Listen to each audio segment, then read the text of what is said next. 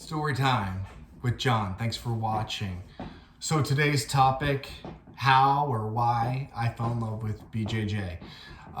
This is gonna be, there's two distinct reasons. I thought long and hard about this. Maybe three, but two real ones. First and foremost, it's my academy, Valko BJJ, and my instructor, Jay Valko. Second to that, it's Tapcancerout. For two very, very different reasons, but that are also one and the same. So funny how that works out. Let me tell you about my first experience with jiu-jitsu. So like 10 years ago, I went to a Naga with a foster brother of mine, purely as a wrestler. I had done nothing but more than watch the UFC. And I wrestled. So I was like, I'm gonna go and we'll see how I do. But I felt pretty confident. I was like, I don't know, this was like 10 years ago. So I don't know. Actually, this was more than 10 years ago. I had to be in my early 20s. So let's say I was 25, 26 or something, mid 20s. I went in and I placed third. I had three in the intermediate no-gi division. And I placed third. I had two matches. I lost my first one. I got tapped out. I threw the guy, had an awesome throw, and he immediately swept me and tapped me out with a head and arm triangle.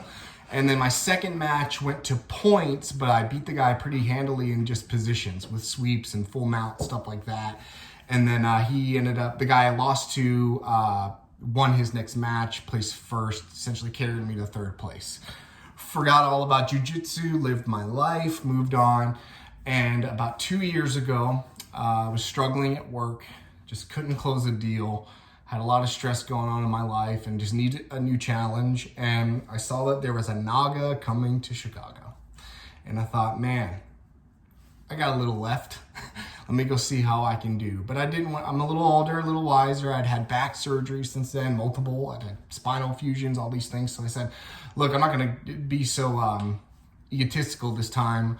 And I'm gonna go sign up for this tournament because I need a win, I need a challenge, I need something to look forward to.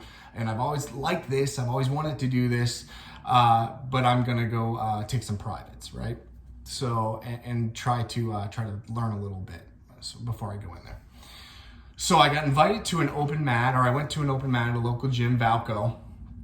And I wanna paint a picture here, and I wanna be totally honest, I wanna be totally fair. And I had an ego, you know. I went in, I told my wife these words specifically, which I laugh about now. But I said, look, I'm not gonna tap anyone out, you know, but I'm gonna be a handful. I'm gonna be a handful. You know, I just was about 15 pounds bigger than I am now. I'd been doing a lot of CrossFit, so I was really, had a lot of explosive strength. I thought I had good cardio, I did not. And with my wrestling base, I just really overestimated my abilities, I think. I know, actually. So with that attitude, I walked in there with a pair of shorts and like a tank top, and I was flexing a little. And, you know, went through a class and kind of did a roll here, a roll there. Everybody was very kind to me. And then a brown belt at the time named Leor, one of the brown belt instructors, one of my best friends in the world now. He is a big part of the reason why I fell in love with jiu-jitsu and Valko BJJ, because this is the culture there, you know? So Leor is a ex-Navy SEAL, Israeli Navy SEAL, expert in Krav Maga. He now has a black belt in Brazilian Jiu-Jitsu. He is a world champion. He is credentialed as a human being can come in self-defense. Okay. He also has one of the greatest hearts you'll ever encounter if you happen to meet this man.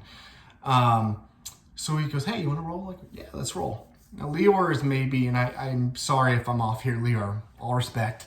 Maybe he's 5'6", 5'7", 140 pounds, something like that.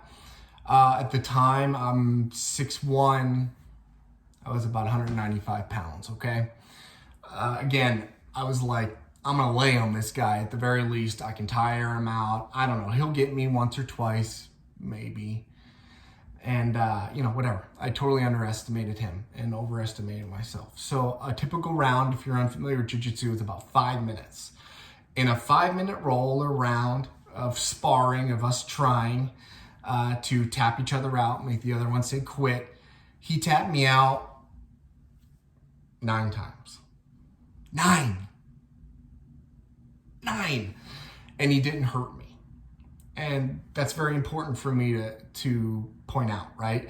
So he took me to a point where my elbow was about to hyperextend and quick tap. He let me go gently. We kept going. We went rolling to the next thing. And afterwards, it was so frenetic. I couldn't understand what happened. How did he do that? It happened so quick. I knew this much, okay?